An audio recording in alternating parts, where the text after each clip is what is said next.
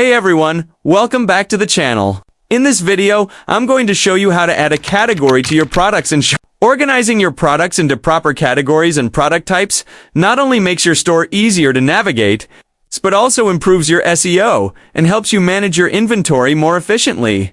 Let's get started. First, log into your Shopify admin and go to Products. From there, choose a product you want to categorize. Once you're on the product details page, scroll down to the section called Product Organization. In this section, you'll see a field labeled Category. Type the name of the category that best fits your product. Shopify has a built-in product category list, so as you type, you'll see suggestions pop up.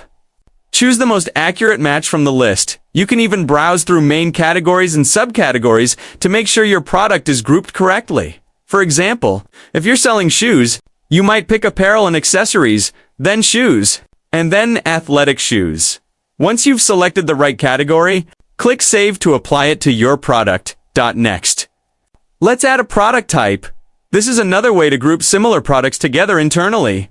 While the category helps Shopify and search engines understand what your product is, the product type helps you organize things behind the scenes. To do this, stay in the same product organization section and look for the product type field. Type in a simple descriptive name like t-shirt, sneakers, or phone case. When you're done, click Save again to finalize the change. And that's it. Your product is now properly categorized and typed. This makes it easier for customers to find what they're looking for on your store and helps you stay organized as your inventory grows.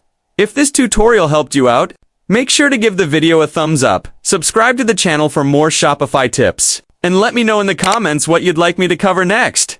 Thanks for watching, and I'll see you in the next video.